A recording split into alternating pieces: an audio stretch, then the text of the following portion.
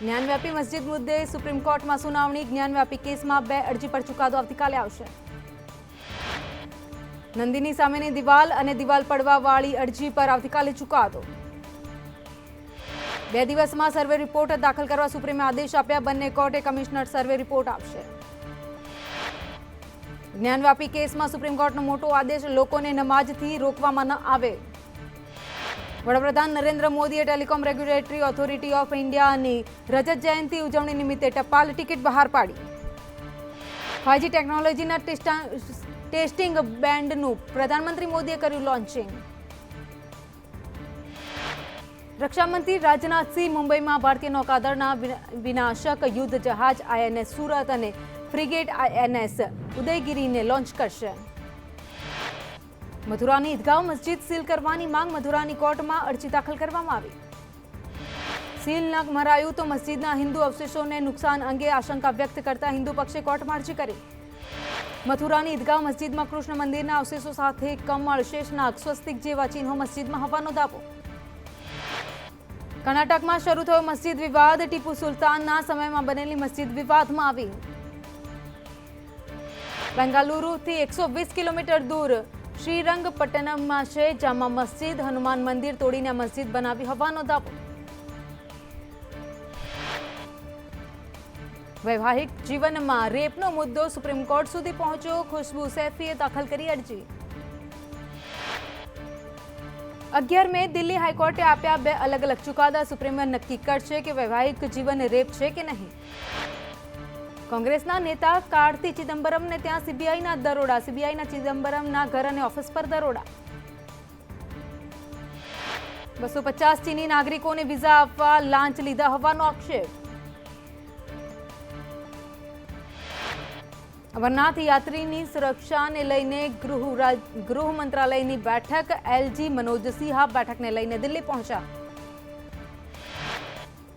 ચારધામ યાત્રા માટે શ્રદ્ધાળુઓનો ભારે ધસારો, કેદારનાથ ધામમાં 31 તારીખ સુધી રજીસ્ટ્રેશન ફૂલ।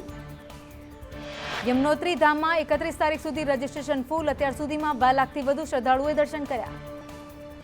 મધ્યપ્રદેશના નીમચમાં મૂર્તિની સ્થાપનાને લઈને 2 જૂથો વચ્ચે પથ્થરમારો થતા 3 લોકો સામે ફરિયાદ નોંધાઈ। ભારત સરકાર તરફથી માનવતાવાદી સહાય તરીકે ઘઉંનો બીજો માલ અટારી વાઘા બોર્ડરથી અફઘાનિસ્તાન માટે રવાના। બીજેપીએ રાજસ્થાન વિધાનસભાની ચૂંટણીને લઈને જયપુરમાં 19મી રાષ્ટ્રીય સ્તરે ત્રિદિવસીય બેઠકનું આયોજન કર્યું। સૌથી મોટા આઈપીઓનું LICમાં થયું લિસ્ટિંગ। LICના આઈપીઓનું ડિસ્કાઉન્ટ સાથે ઓપનિંગ થયું। રિટેલ બાદ હવે દેશમાં જથ્થાબંધ મોંઘવારીમાં વધારો। એપ્રિલની જથ્થાબંધ મોંઘવારી 5 મહિનાની ઊંચાઈએ।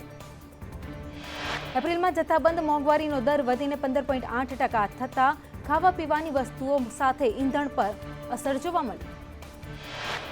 મોંઘવારીમાંથી રાહત મળવાની કોઈ શક્યતા નથી દેખાઈ રહી। રિઝર્વ બેંક વ્યાજ દરમાં હજુ 0.75% વધારી શકે તેવી સંભાવના। ભારતમાં છેલ્લા 24 કલાકમાં 1569 નવા કેસ નોંધાયા, જ્યારે 19 લોકોના મોત। ચોમાસાનું બંગાળની ખાડીમાં આગમન, આગામી 27મી સુધી કેરળ પહોંચશે ચોમાસું।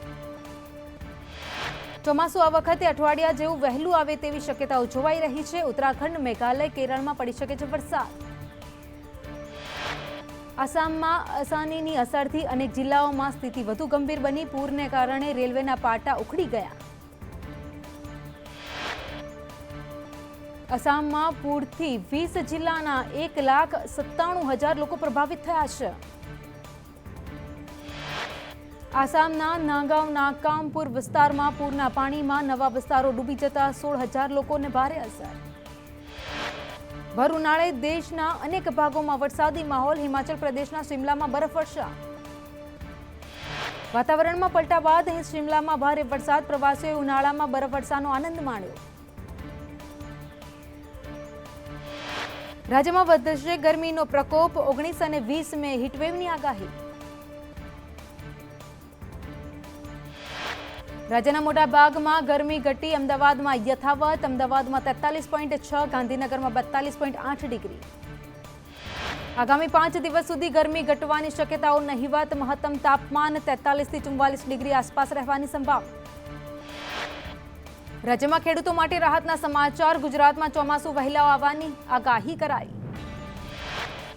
જૂન મહિનાના પ્રારંભે પ્રી મોન્સૂન થશે એક્ટિવિટી. 27 મે ચોમાસું કેરળ પહોંચે તેવી પ્રબળ શક્યતા. મોટાભાગના અમદાવાદીઓ ગરમીથી પરેશાન છે, ત્યારે શહેરમાં આવેલા સ્નો પાર્કની મુલાકાતે જનારાઓને ગરમીમાંથી પણ રાહત અનુભવાઈ રહી છે. અમદાવાદમાં એક એવો ઇન્ડોર સ્નો પાર્ક છે જ્યાં આખું વર્ષ ઠંડક માણી શકાય છે.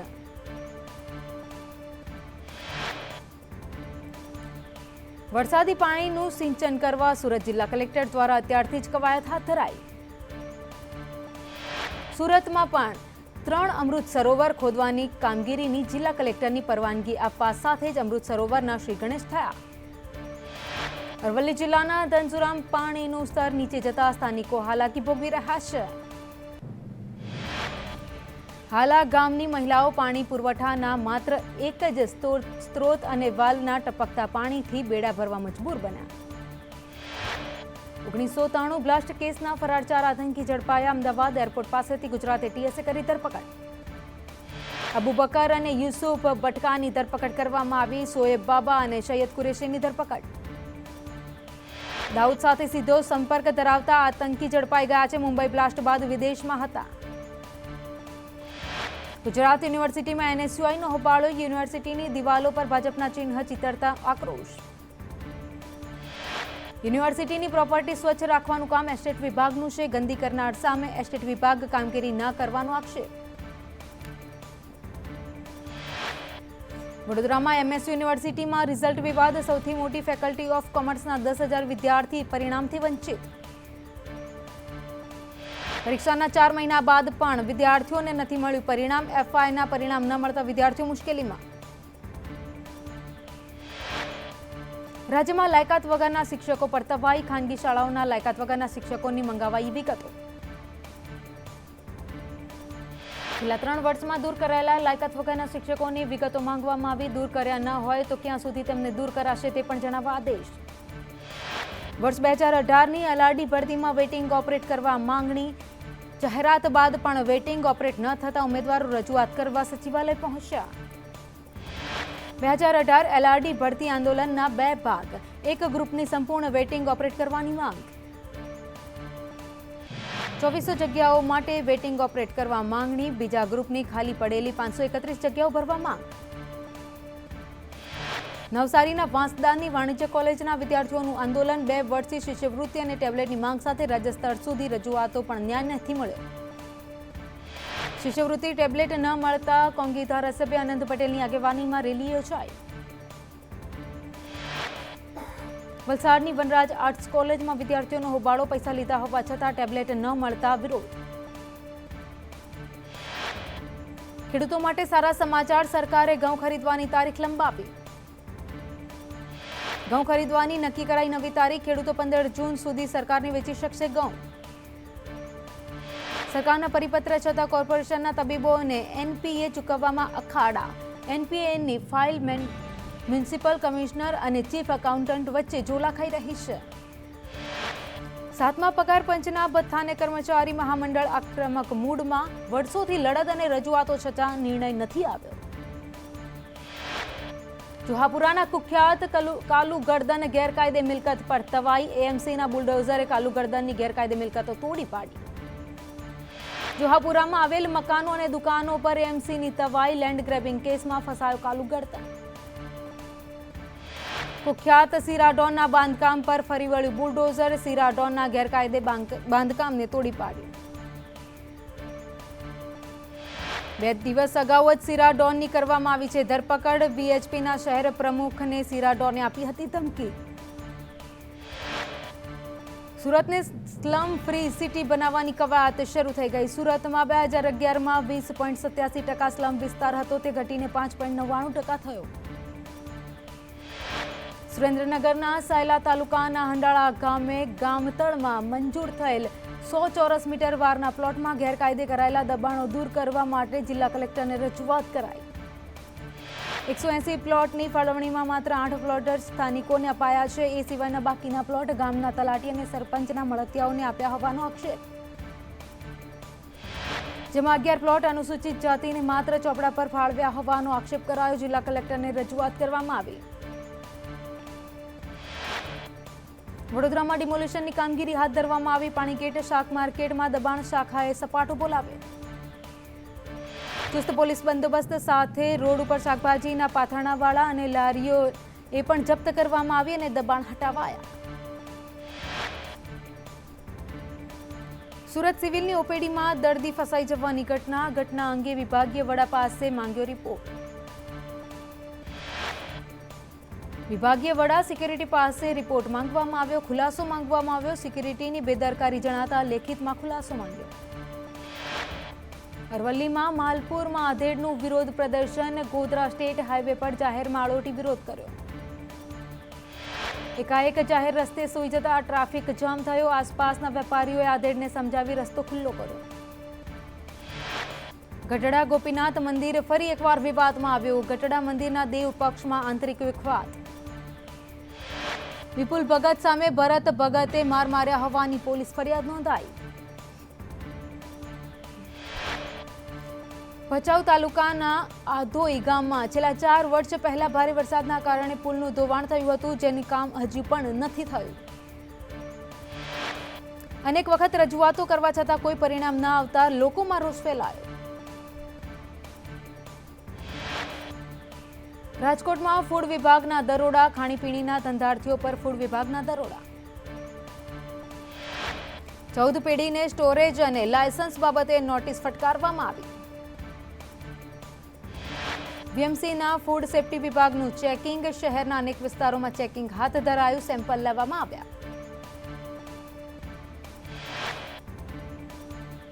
ઉનાળાને લઈને જામનગર મનપાની ફૂડ શાખા હરકતમાં આવી. શહેરના 3 બત્તી વિસ્તારમાં સાધના આઈસ ફેક્ટરીમાં ચેકિંગ. ફૂડ શાખાએ શહેરના આઈસ ફેક્ટરીમાં ઉપયોગમાં લેવાતા પાણીનું ચેકિંગ કર્યું.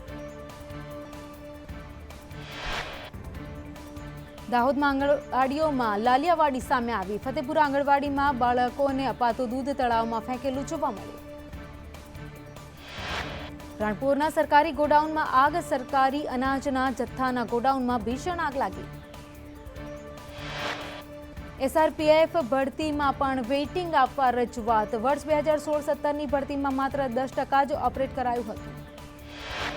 બાકીનું વેઇટિંગ ઓપરેટ કરવા માટે હર્ષ સંઘવી અને સીઆર પાટીલે રજૂઆત કરાઈ છે. 10% વેઇટિંગ જાહેર કરાયા હતા, એમાં પણ નિમણૂક કરાઈ નથી. ભરૂચના દહેજની ભારત રસાયણમાં શોર્ટ સર્કિટથી લાગી આગ. આગમાં 20 લોકો ગંભીર રીતે ઇજાગ્રસ્ત. એલઆરડી વેઇટિંગ લિસ્ટ પર હર્ષ સંઘવીનું મોટું નિવેદન. યુવાનોના હિતમાં લેવાયો છે નિર્ણય. મુખ્યમંત્રી ભૂપેન્દ્ર પટેલ અને સીઆર પાટીલ આજે મોરબીમાં માળિયાના વાવણિયા ગામે પાટોત્સવમાં હાજર રહ્યા. વાવણિયામાં નવનિર્મિત પ્રાથમિક આરોગ્ય કેન્દ્રનું પણ લોકાર્પણ કર્યું.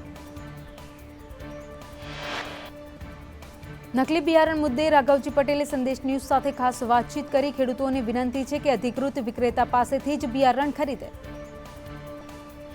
વધુમાં કહ્યું, નકલી બિયારણની પ્રવૃત્તિ નેસ્ત નાબૂદ કરવામાં આવશે. કૃષિ વિભાગે કડક હાથે કામગીરી આદરી દીધી છે. વધુમાં તેમણે જણાવ્યું કે હવે નકલી જંતુનાશક દવા ઉપર પણ તવાઈ બોલાવવામાં આવશે.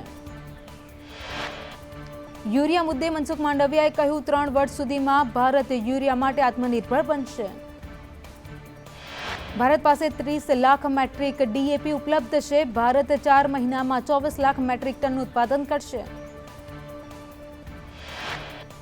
28 મેના પ્રધાનમંત્રી નરેન્દ્ર મોદી આવશે ગુજરાત. રાજકોટના આટકોટ હોસ્પિટલના ઉદ્ઘાટનમાં રહેશે ઉપસ્થિત. કાર્યક્રમને લઈને આજે સીઆર પાટીલ કરશે બેઠક. સીઆર પાટીલ કાર્યકર્તાઓ સાથે બેઠક કરશે. કોળી સમાજના વિવાદ પર કુંવરજી બાવળિયાનું નિવેદન. કહ્યું, ગઈકાલે રાત્રે સમગ્ર વિવાદ પૂર્ણ થયો. બાવળિયાએ કહ્યું, આ અમારો પારિવારિક મામલો છે. અજીત પટેલે ભૂલ સ્વીકારી છે. મારી કોઈ સત્તા નથી. હું તેમને સસ્પેન્ડ ન કરી શકું.